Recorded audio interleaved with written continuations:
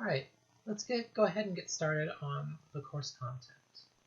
So now we've moved past how various people do it in different studios.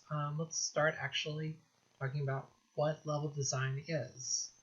But before we really get to that, I think we first need to touch on what a game is.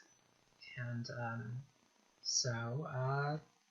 let's do that. And forgive me if we go into theory a little bit here. We are going to get to the cool stuff soon. But, just to talk about some fundamentals here is pretty important. Just so we are all thinking together with sort of the same vocabulary as game designers. So, what a game is.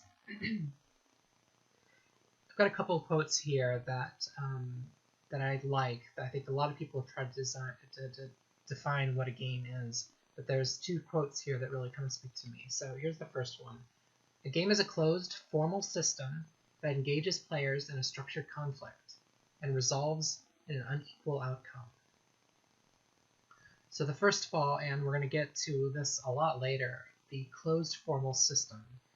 You're inside the game or you're outside the game. And I guess the difference between a challenge in a game and a challenge in real life is that oftentimes in real life we don't really have a choice whether or not we engage in that challenge, and in a game we can choose to put the game down if it frustrates us. Let's see, formal system.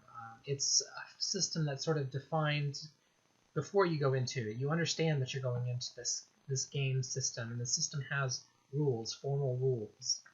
It engages players in a structured conflict. Structure is the key there. There are rules to this world that you must learn, and there's conflict that you must overcome, like any protagonist in a story. And it resolves in an unequal outcome. What that means is essentially you either win or you lose.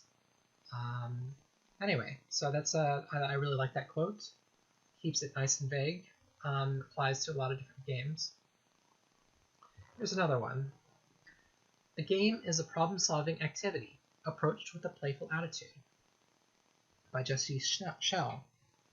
Here he really tried to get a little bit more at the minimalist part of this thing. That essentially, a game is a puzzle.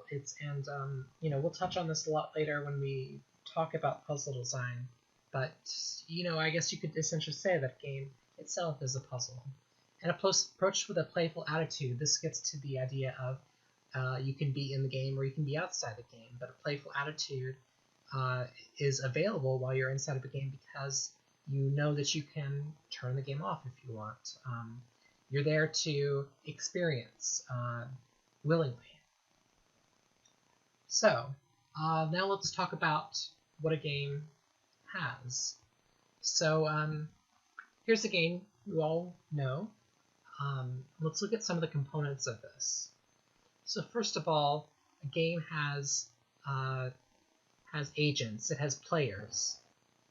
And I'm not talking about player 1, player 2. I'm talking players more in the sort of Shakespearean sense, that actors, things that have agency, NPCs that can act, players that can act. These are things that sort of like act with the rules of the world in order to find an outcome. A game also has mechanics.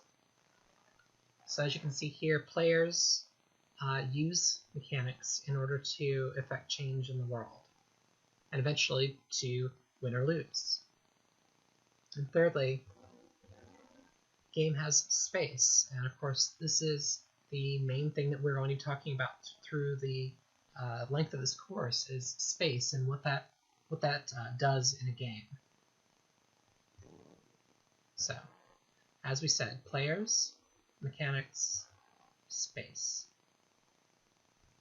So, for the most part, I'm not going to touch a whole lot on players and mechanics. We may talk a little bit here and there about how they refer to space, but mostly we're going to be talking about space because that's what environment designers do,